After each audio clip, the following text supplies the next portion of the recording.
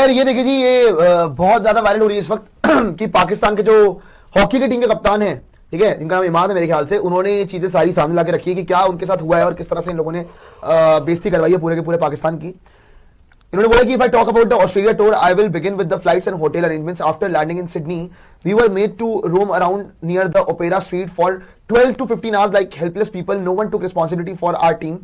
There was no hotel arranged for us and we were not given food on time.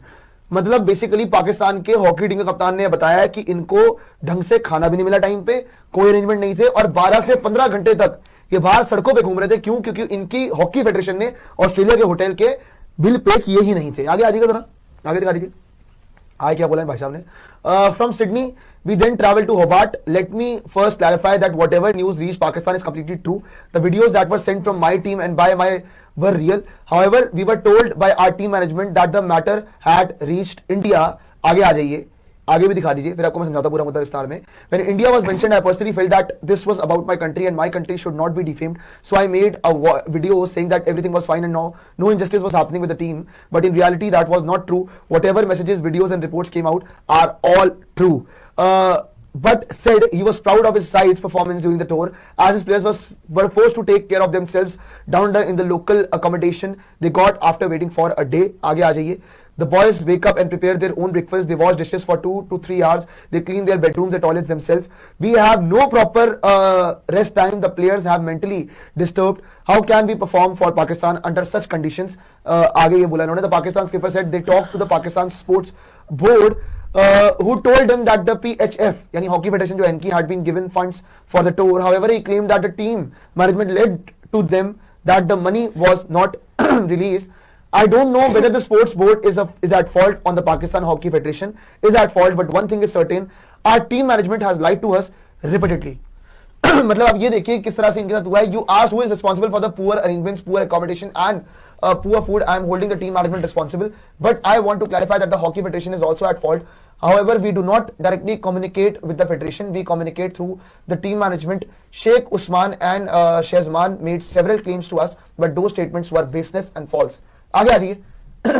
तो basically सोचिए आपकी ये हुआ है, पूरा का पूरा मुद्दा आपको समझाता हूं कि जो इसके अंदर जो कप्तान है पाकिस्तान की हॉकी टीम के, उन्होंने क्या बोला है। मतलब ये सोचिए कि पाकिस्तान की अब वर्ल्ड लेवल पे कितनी बेइज्जती हो रही है कि इनकी हॉकी की टीम सड़कों पे घूम रही है, मतलब होटल के पैसे पे नहीं कर रखे इनकी फेडरेशन ने या इनकी मैनेजमेंट ने। साथ में इनके प्लेयर्स जो कि इनके मुल्क को रिप्रेजेंट करने गए हैं, वो ऑस्ट्रेलिया के अंदर जाके बर्तन धो रहे हैं, है ना, टॉयलेट साफ कर रहे हैं, एंड इवन वहां पे सारे अपने काम कर रहे हैं, कपड़े वपड़े धो रहे हैं, और वो रिप्रेजेंट करने गए हैं, और ये इनको हेल्प मिल रही है पाकिस्तान के हॉकी फेडरेशन से या पाकिस्तान की मैनेजमेंट से। ये इनकी सरकार जो है इनको प्रोवाइड करवा रही है, जो बाहर इतना कुछ करने गई कि हाँ भाई अपने मुल्क का नाम रोशन करें, और ये रोशन करेंगे बर्तन धो के। सोचिए आप कितने गंदे हालात होंगे वैसे कि पाकिस्तान में क्या चल रहा है। इनके पास एक ही क्रिकेट बची है, थोड़े दिनों में ये भी तबाह हो जाए।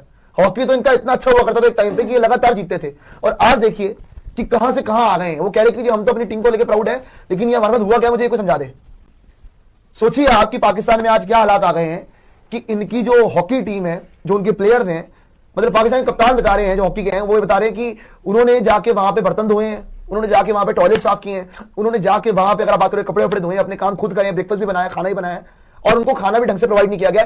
पाकिस्तान की हॉकी फेडरेशन या पाकिस्तान की गवर्नमेंट इस चीज को लेकर कुछ देख ही नहीं रही है कि पाकिस्तान के कुछ बच्चे हैं, रिप्रेजेंट करने गए हैं अपने मुल्क को, तो उनको थोड़ा पैसा दे दिया जाए, फंड दे दिया जाए। सड़कों पे घूम रहे 12 से 15 घंटे तक, सोचिए आप। और उसने सोचा कि चलो मैटर इंडिया में आ गया है, कि मैटर इंडिया तक पहुंच गया, उसको बताया कि मैनेजमेंट के द्वारा कि इंडिया तक बात पहुंच गई, और इंडिया में भी खबर बहुत ज्यादा वायरल हो रही है, तो आप देख लीजिए। तो उस कप्तान को लगा कि नहीं यार उसके मुल्क की बात है तो बाहर नहीं जानी चाहिए बात। उसने भी एक उसने ठीक किया कि हाँ भाई चलो इज्जत बच जाए, लेकिन एट द एंड उसको क्या मिला भाई, उसके बाद ये भी सुनने में आया कि एक टीम मैनेजमेंट के साथ टोटल 30-35 लोग होते हैं, 15 स्क्वाड के बंदे होते हैं, 10-15 लोग फिजियो वगैरह होते हैं। इन्हें जो बाद में रूम बुकिंग हुई ना, वो भी एक रूम में 3 बंदे। आप सोच रहे हैं इस लेवल पे एक रूम में तीन बंदे इनको रखने पड़े। रूम के इतने भी पैसे नहीं थे कि 30 लोगों को 30 रूम मिल जाए।